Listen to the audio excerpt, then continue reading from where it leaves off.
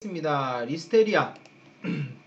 리스테리아는 들어보셨을 수도 있을 것 같아요. 그래서 반추동물. 반추동물이란 건 뭐죠? 소나 양처럼 먹은 걸 다시 이제 반추, 개원에는 그런 동물에서 유산, 뇌막염, 뇌염 등을 일으키며 균이 뇌조직으로 침입하여 신경세포를 손상시키며 임산부나 면역결핍 환자나 소아에게도 감염될 수 있는 인수공통 전염병입니다. 그래서 얘는 특징이 일단은 신경 증상을 일으키고 그 다음에 유산을 일으켜요. 동물에서. 근데 이게 사람도 마찬가지예요. 그래서 임산부가 걸리게 되면은 유산이 되거나 아니면 태아가 신경 증상 같이 어떤 질병 같은 거를 얻게 되거나 요런 식으로 조금 무섭죠. 그쵸? 그냥 뭐 잘못 먹어서 설사하고 뭐 토하고 뭐 이런 게 아니라 신경 증상을 보인다거나 아니면은 뭐 그런 유산된다거나 이러면 되게 무섭죠. 자, 그래서 뭐 기형아 같은 거 나온다거나 그럴 수 있으니까 소양에서 유산, 뇌막염, 뇌염. 그럼 임산부에게서도 유산, 그리고 뇌막염, 뇌염이 어디로 갈까요? 애기한테 가서 기형아 같은 거 출산할 수도 있고 사람에게서 기본적으로 식중독을 일으킨다고 보시면 됩니다. 자, 그람 염색 양성, 아포를 형성하지 않는 단강균으로 편모를 가지며 운동성이 있다. 자, 그람 양성이죠. 자, 그 다음에 아포가 아까 뭐라 그랬죠? 크로스티리듐에서 그 북체에서 둥글둥글한 부분처럼, 그죠? 환경이 안 좋아지면 생성되는 게 아포예요. 그런데 아포를 형성하지 않는 단강균이래요. 단강균이라는 표현은 안 쓰는데 그냥 강균이라고 하면 돼요. 편모를 가지면 운동성이 있고, 자, 얘의 특징은 뭐냐면은 저온에서도 증식이 가능해요. 보통 세균은 우리가 음식물 먹다가 냉장고에 넣어놓으면 상해요. 안 상하죠. 그런데 얘는 저온에서도 막 증식이 돼요. 그래서 저온에서 음식물에서 균이 증식이 돼서 식중독을 일으킬 수 있습니다. 그래서 심지어 냉장 보관한 식품도 안전하지가 않아요. 그리고 리스테리아가 얘가 뭐랬죠? 이름이라 그랬는데 리스테리아도 종류가 많은데 이 중에서 리스테리아 모노사이토제네스라는 애만이 인간에게서 감염을 일으킨다고 알려져 있습니다. 실제로 리스테리아는 되게 많아요. 뭐 이바노비, 이노큐아 뭐 다양하게 있는데 사람에게서 주로 질병을 일으키는 것은 리스테리아 모노사이토제네스, 그렇죠? 기타 다양한 리스테리아가 존재를 하고 있다. 감염동물은 동물에서는 이제 많이 감염될 수 있어요. 그 중에서도 아까 말씀드렸듯이 반추동물, 그렇죠? 반추동물에서 많이 감염되는 편이고, 그러니까 소나 양 이런 경우 보통 어떻게 감염이 되냐면은 그 사료 같은 게 제대로 이제 보관이 안 되고 어, 안에 이제 균 같은 게 오염이 되면은 그거를 먹고 나서 감염이 되는 경우가 있습니다. 사람은 식중독에 의해서 감염이 되는 경우가 있어요. 그래서 오염된 육류라든지 아니면은 과일 등을 먹고 사람에게로 감염이 되게 됩니다. 육류는 사실 흔치는 않고 주로 과일이라든지 야채라든지 아니면은 그 연어 같은 거, 훈제 연어 같은 거 먹고 이제 감염되는 경우가 좀 있어요. 안전하게 처리하지 않는 뭐 육류나 육가공품, 흙이나 분뇨로 오염된 과일과 채소 섭취, 이게 제일 위험해요. 왜냐면은 육류, 육가공품에 있을 수는 있는데 보통 육류 어떻게 먹죠? 끓여 먹죠. 끓여 먹으면은 보통 괜찮죠. 그리고 끓여 먹으면 어때요? 아포를 형성하지 않는 이상은 세균은 다 죽어요. 그런데 과일이나 채소는 보통 어떻게 먹죠? 날 걸로 먹어요. 그럼 균이 살아있는 상태로 균수가 적더라도 이걸 다 먹어버리니까 문제가 생길 수 있고, 감염된 동물과 여기 감염된 애들이랑 접촉해갖고 생길 수도 있는데 흔하지는 않아요. 대부분은 식중독에 의해서 전염된다고 보면 됩니다. 뭐 잘못 먹고. 자, 식중독이 이제 사람에게 감염돼서 유발이 돼요. 구토, 설사, 복통 같은 거 기본적으로 보일 수 있고, 아까 무서운 게 뭐랬죠? 유산이라든지 기형아 출산하는 부분. 자, 그래서 기본적으로는 먹고 나서 식중독 걸릴 수 있고, 유산, 그래서 태아가 뇌수막염 같은 거 걸려서 죽을 수도 있고. 그런데 이 식중독이나 이런 것들도 그냥 웬만한 사람이 걸려도 되게 병이 만만치 않아요. 그래서 생각보다 많이 죽습니다. 리스테리아가 사망률이 높아요. 그러니까 여러분 식중독 같은 거 걸리면은 사람이 잘 안 죽어요. 죽지는 않아요. 최근에 그 계란 먹고 이제 뭐 그 김밥집 식중독 다 병원 치료받고 그랬지만 지금 뭐 한 명인가 죽긴 했지만 그렇게 많이 죽지는 않는데 리스테리아는 사망률이 꽤 높은 편이에요. 식중독 중에서. 자, 동물은 아까 뭐라 그랬죠? 예, 사료가 오염돼서 리스테리아에 그런 경우가 생기기 때문에 사료 창고 철저하게 관리를 해야 되고 환축 후 격리하고 치료해야 하고 폐사 환축은 이제 소각, 매장, 그다음 축사 소독 다 해야겠죠.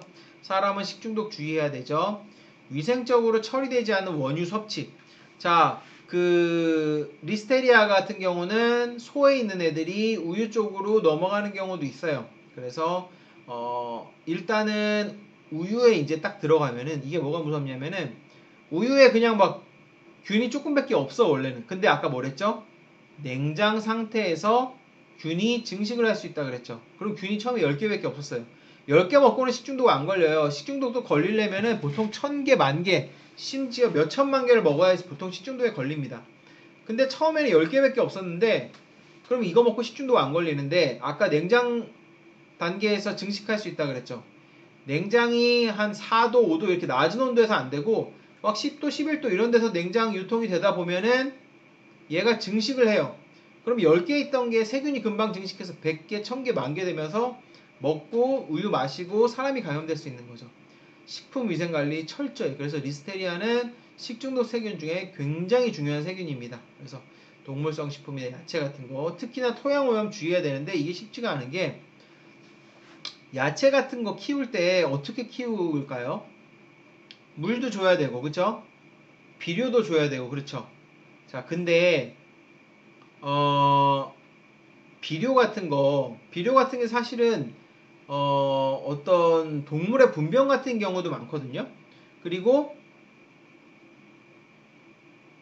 또 어때요?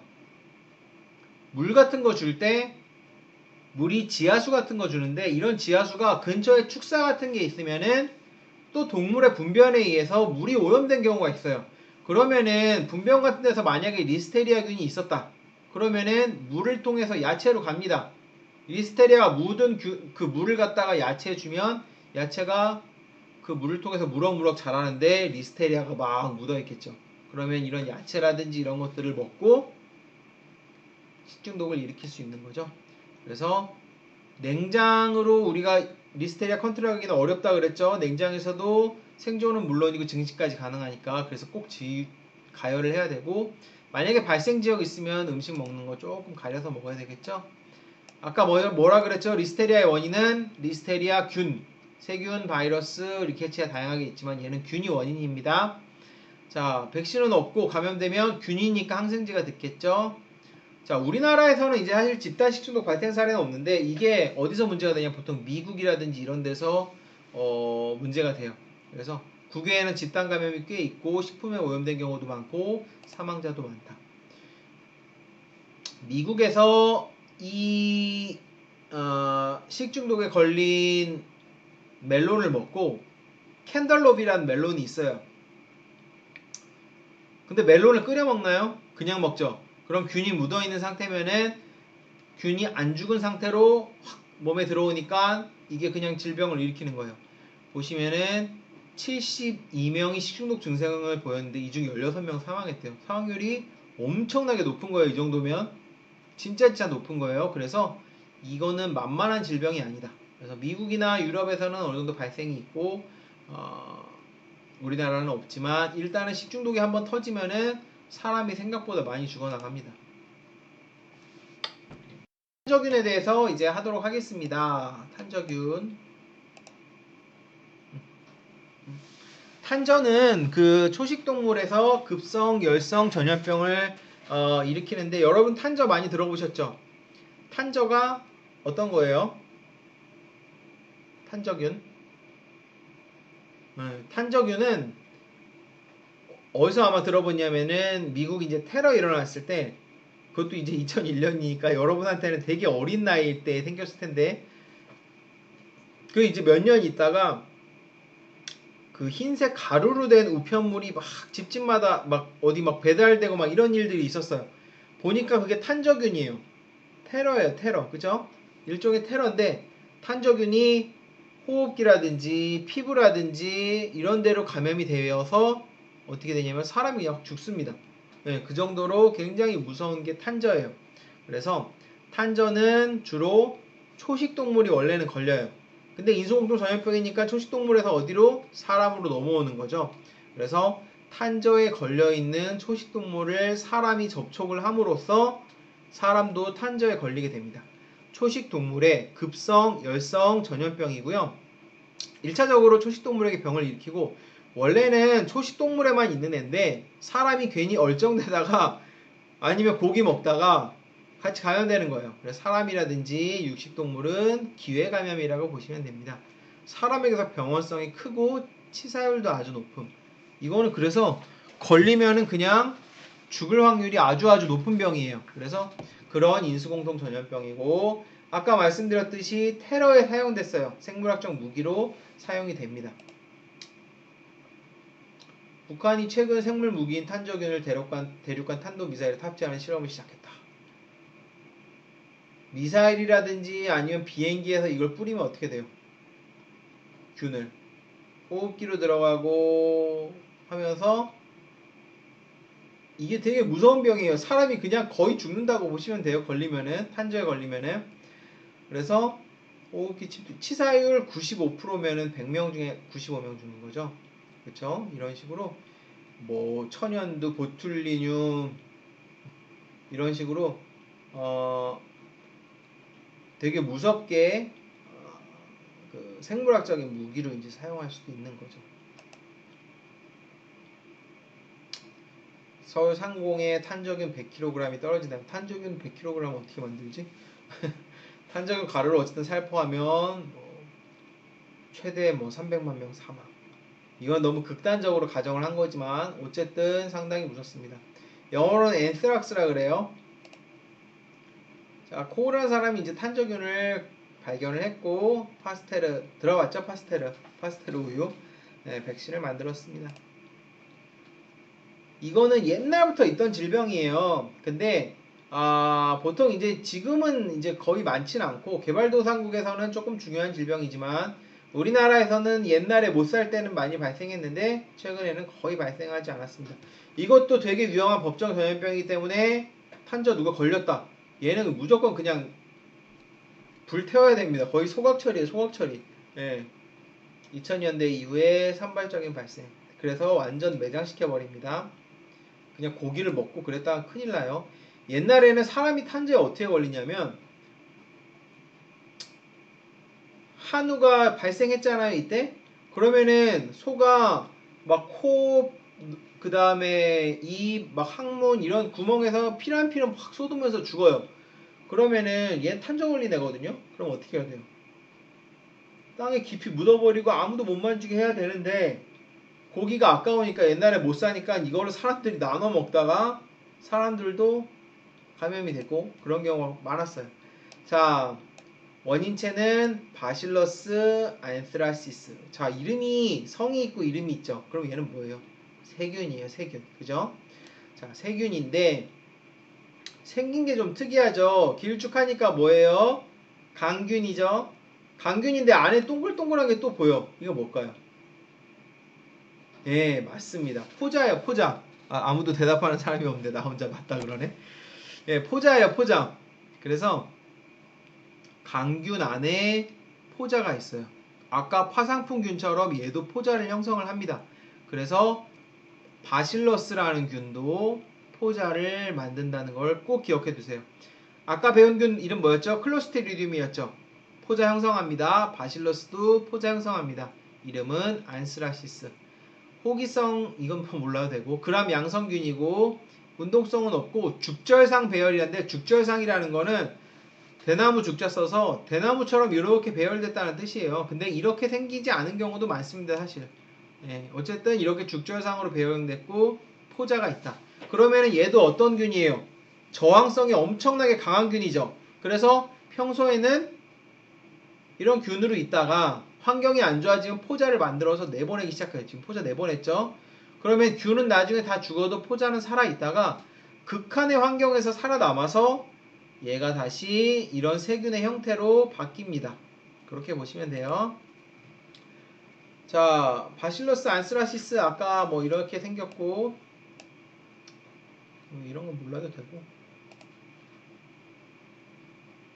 네, 이 안에 이제 엔도스포어 지금 포자 만드는 거고 지금 포자가 있는 애가 있고 포자 없는 애 있죠. 이런 애들도 환경이 안 좋아지면 이제 포자 만들 수도 있겠죠. 자, 이렇게 포자가 없는 애들을 베지테이티브 폼이라 그래갖고 그 영양형이라고 불러요.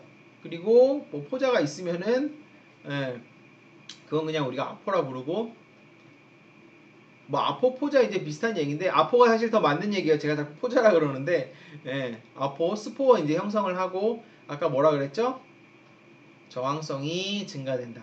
자, 그러면은 아포는 사체 중에서 12년, 토양 중에서 20년 동안 생존하는데 아까 뭐라 그랬죠? 아포가 일단 형성되면 생존력이 장난이 아니라 그랬죠. 그래서 일단은 얘는 생존을 위해서 이 동글동글한 애는 쓸데없는 거는 다 벗어 던지고 요 정말 필요한 것만 생존에 필요한 것만 남은 애들이라고 보시면 돼요.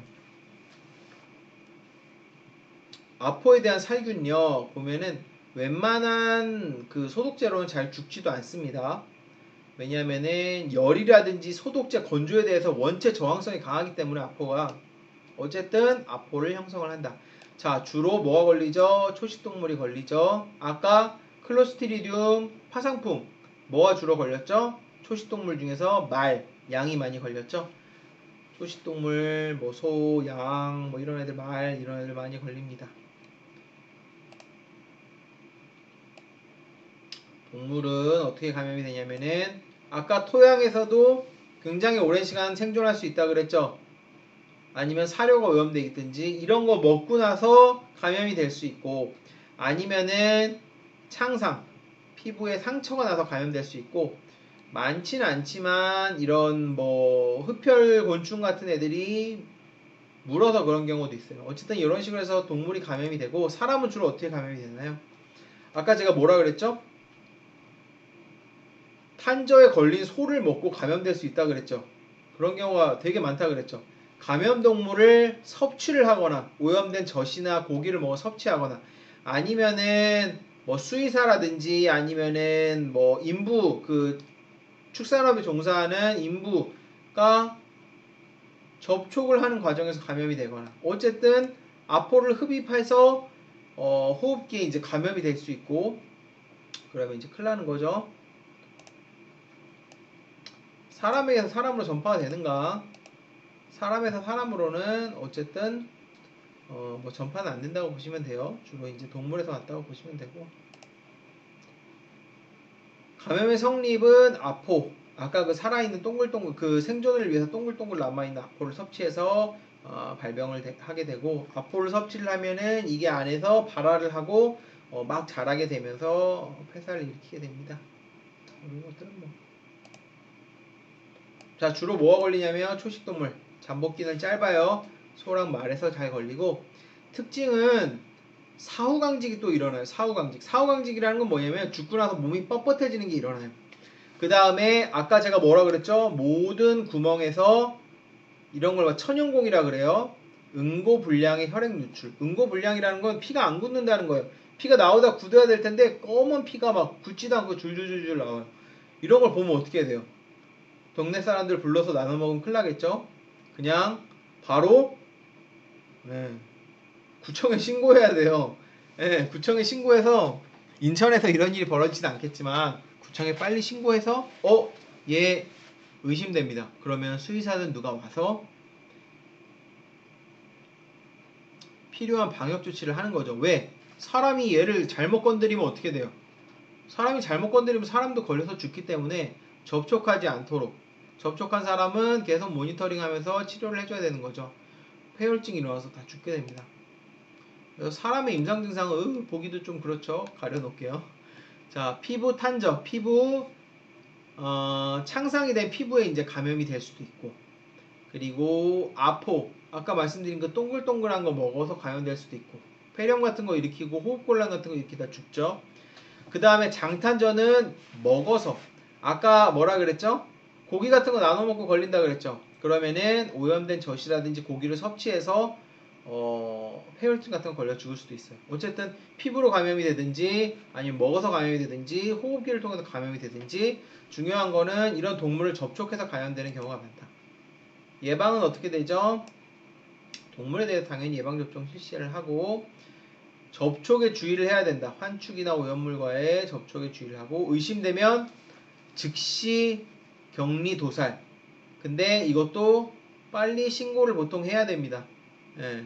그냥 내가 빨리 격리시키고 죽여야지 이게 안 되죠. 예. 가검을 채취할 때 오염 주의하고 천연공이나 절개부에 소독제에 침착한 면으로. 자, 아까 뭐라 그랬죠? 천연공에서 그러니까 뭐 코라든지 귀라든지 이런 뚫려 있는 뭐 구멍뿐만 아니라 구멍에서 이제 혈액이 막 나오는데 그럼 어떻게 돼요? 그게 다 오염될 수 있는 그런 거기 때문에 빨리빨리 치료를 해줘야 되죠. 모피공장 먼지 발생 억제 및 위험 지역의 사람에 대한 백신 접종. 이 모피공장은 왜 그러냐면은 아포가 생존성이 엄청나게 좋다 그랬죠.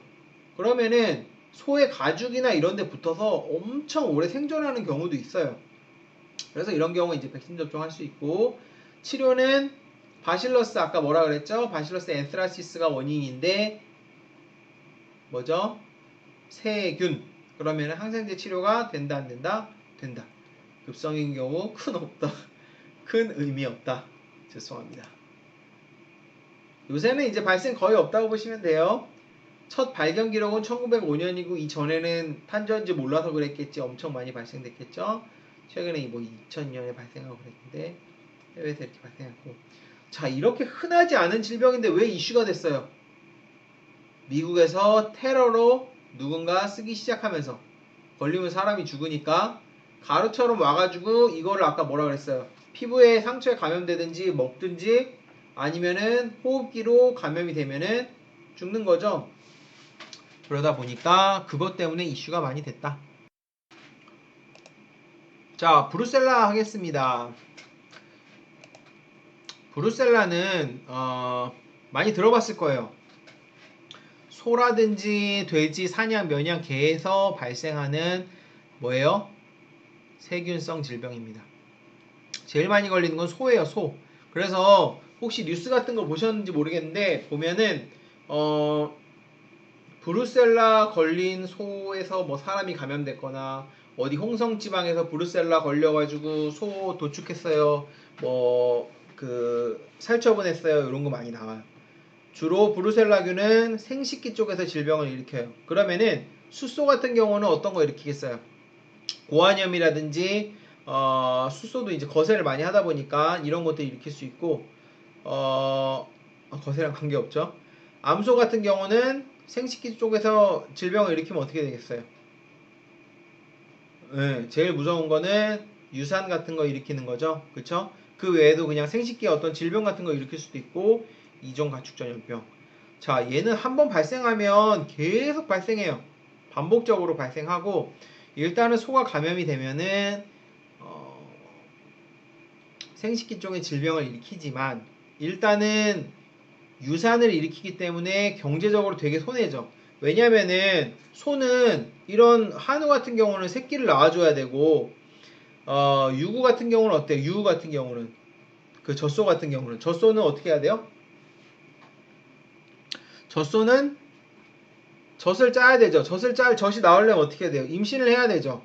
근데 이렇게 중간에 이렇게 유산돼 버리면 나중에 젖도 못 짜고 그래서 손해가 크죠. 그리고 걸리면 애들이 젖도 잘 안 나와요. 체중도 빠지고. 그래서 그리고 우유를 통해서 균이 배설되기 때문에 공중생산 매우 중요하고 중요한 건 얘가 사람이 감염이 돼요. 이 소를 접촉을 해서. 그렇기 때문에 상당히 중요한 인수공통 전염병인데 다행히 사람에서는 증상이 그렇게 크진 않습니다. 그람 음성의 강균이고 나머지는 뭐 그렇게 중요한 게 아니고 블루셀라가 되게 다양하게 있어요. 그래서 어떤 동물에 걸리느냐에 따라서 조금씩 이름이 달라요. 지금 이제 B 아까 얘기했듯이 줄여서 지금 브루셀라 멜리텐시스 얘는 주로 소에서 걸립니다. 아볼투스랑 소에서 걸려요. 그 다음 스위스는 돼지, 캐니스는 캐나인이 뭐죠? 캐나인이 개죠. 그래서 캐니스는 개. 오비스는 오바인이 양이에요. 양. 이거는 뭐 쥐 이런 애들이 걸리는 거라고 보면 되고. 그래서 동물마다 다르고 이 균의 특징도 조금씩 달라요. 그런데 자연 숙주가 뭔지 알아두실 필요가 있어요. 아벌투스는 소, 스위스는 돼지, 멜리텐시스는 뭐 양, 사냥, 소도 걸릴 수 있고, 캐네이스는 이렇게 여러 종류의 브루셀라가 있으면 동물마다 걸리는 것이 다릅니다. 자, 감염동물 소, 양, 돼지, 개, 양. 네, 아까 말씀드렸듯이 전파 양식은 어떻게 될까요? 아까 우유 먹고 감염될 수 있다 그랬죠. 그렇죠. 아, 이건 동물끼리 전파니까.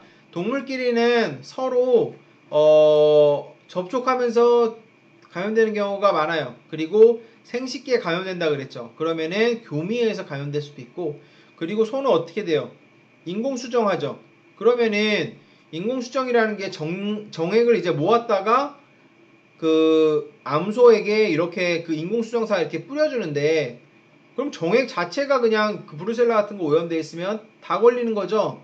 그래서 교미에 의해서 혹은 감염된 정액 같은 거에 의해서 걸릴 수도 있고, 상처 부위를 통해서 감염될 수도 있고, 뭐 유산 후 정상적인 분만 후 자궁 분비물 속 브루셀라균, 오염된 환경에 브루셀라균을 취식하거나 생식기 접촉되거나 아니면은 분비물에 의해서 오염되거나, 어쨌든 뭐 다양한 방법으로 오염이 될 수 있고, 일단은 우유나 이런 데서도 생존력도 되게 높아요. 그래서 동물 사이에 감염이 될 수 있고, 전파 양식. 사람은 어때요? 사람은 우유나 이런 거, 치즈라든지 이런 거 살균되지 않은 것도, 요새는 근데 살균되지 않은 우유는 없어요. 치즈는 조금 다른데 이거는 뭐 나중에 설명할 기회가 있을지 모르겠지만, 이런 거 먹고 감염이 되고, 자궁 추출물이나 혈액 같은 거 은근히 농장 근무자나 수의사가 접촉할 기회가 꽤 있어요. 왜냐면은 새끼를 받는 과정에서 이런 게 튈 수 있죠. 도축장 근무자도 마찬가지. 뭐 자르고 피 튀기고 이러다가 걸릴 수 있고, 그리고 소를 이제 많이 돌보는 인부라든지 수의사를 많이 접촉하는 수의사라든지 이런 경우에는 어때요? 네, 그냥 흡입, 직접 접촉 같은 접촉에 의해서도 감염될 수 있고, 사람 간에는 이제 거의 감염되지 않는다고 보시면 됩니다. 그래서 우리나라 지금 감염 뭐 어떻게 되는지, 지금 낙타 초유 먹고 감염된 것도 있고, 목장에서 생우유 먹고, 목장에서 이게 조금 있는데, 우유는 항상 살균을 해야 돼요. 근데 살균을 하게 되면 영양가라든지 풍미는 많이 떨어져요. 그래서 이 생우유를 먹는 경우가 가끔 있습니다. 그냥 짜서 그냥 먹는 거예요. 근데 좀 뭐 좋은 영양소 같은 게 파괴는 덜 됐을지 몰라도 이런 브루셀라균 같은 게 있으면은 사람도 감염이 됩니다. 다행히 사람이 걸리면은 병원성은 낮아요. 그리고 얘는 특이하게 숙주세포에서 기생을 하게 됩니다. 네, 그렇게 되고 유과정 형성하고. 자, 동물은 어때요? 암컷은 유산, 수컷은 고환이나 부고환에 염증이 생기면서 불임이 생길 수 있고,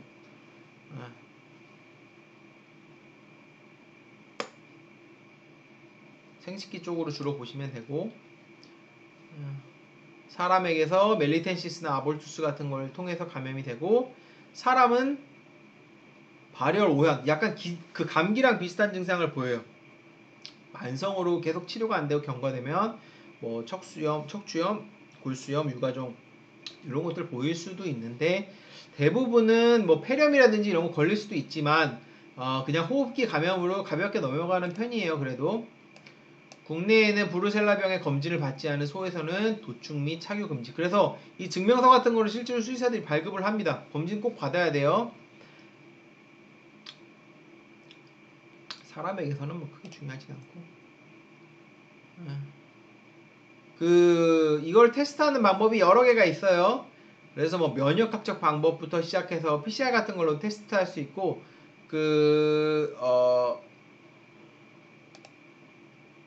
밀크링 테스트가 있어요. 그 중에서 여기 밀크링 테스트라고 해갖고 나오나? 네, 나오네. 우유에 브루셀라균이 오염이 돼 있다 그랬죠. 근데 이게 잘못해서 시장으로 유통이 되면 어떡해요? 그래서 우유를 갖다가 여기 있는 소들에서 아니면은 다양한 이제 농장에 있으면 소가 여러 마리 있죠. 소에서 우유를 모아요. 그래서 보시면은 소 한 마리 한 마리 혈청 검사에 앞서 진단하는 우군의 진단점, 소 집단의 진단적인 방법이에요. 집합 우유 검사예요. 우유를 모아서 여기서 브루셀라균이 하나라도 나오면 얘네들은 다 이제 개별 검사하는 거예요. 그쵸? 그러니까 우유라는 거는 액체니까 모을 수 있잖아요. 그리고 균일하고 모아서 검사를 하고 브루셀라 양성이면은 개별적으로 검사를 하고 여기서 얘가 이 모아놓은 게 통과되면은 얘네들은 다 깨끗한 거죠. 네, 그래서 보면은 우유 1ml를 다 모아서 이제 1ml를 만든 다음에 진단에 한 방울 썼고 37시간에서 1시간 작용시킨 후 결과를 판독을 하는데 쉽습니다. 밀크 링 테스트잖아요. 브루셀로시스 링 테스트라고 부르고 밀크 링 테스트라고 부르는데 요렇게 링이 이제 형성이 이제 되게 돼요. 링이 이제 형성이 보통 되게 되는데 테스트하는 방법은 이제 굉장히 간단해요. 그래서 크림층이랑 우유층에 생기는 링을 보고 나서 그 링을 통해서 얘는 브루셀라가 의심이 된다 싶으면 아까 뭐라 그랬죠? 일일이 다 이제 검사를 해야 되는 거죠. 그래서 링이 이제 형성이 되는 거를 바탕으로 해서 밀크링 테스트를 진행을 하게 됩니다. 그래서 이게 이제 실제로 농장에 실제로 되게 많이 쓰는 방법이고, 자, 예방은 어떻게 해야 돼요? 당연히 사람이 접촉할 때 감염 주의해야 되겠죠. 그리고 유제품 살균해서 먹고 짜서 먹지 말고, 그리고 기본적으로 키우는 소들은 대부분 브루셀라에 대해서 검사가 돼 있는 상태이기 때문에 안전한 편이지만 그래도 모르는 거죠. 고위험 집단에 대한 교육, 수의사라든지 아니면은 인부라든지 이런 사람들에서 교육을 해야 되죠. 특히 그 농장에서 일하는 인부 같은 경우는 외국인도 많고 또 이렇게 교육 수준이 낮은 경우도 많기 때문에 이런 거에 대해서 경고를 해야 됩니다. 정기적으로 아까 말씀드렸듯이 검진하고 이런 거를 예방하려면 보호장구, 우리 마스크 쓰듯이 감염동물에 대해서 식육 금지하고 가축에 대한 진단책이 강화. 치료는 아까 얘는 뭐라 그랬죠? 브루셀라 아볼투스 하면은 성이랑 이름이 있는 세균이죠. 그러면은 항생제가 됐습니다. 동물에 대해서는 얘 나오면은 살처분이에요, 바로. 발생 현황은 많이 발생됐다가 적게 발생됐다가 요새는 어느 정도 발생되는지 모르겠어요. 근데 그래도 그래프를 보시면은 많이 계속 줄고 있죠. 한때 많이 유행했었는데 지금 많이 줄었어요. 이거 한번 터지면은 다 살처분해야 되니까. 그리고 브루셀라가 일단은 유산을 일으키니까 경제적인 피해가 크고, 두 번째로 우유 유량도 감소되고, 그리고 다 살처분해야 되고 다 검사해야 되니까 경제적인 피해가 굉장히 커요. 네, 그렇기 때문에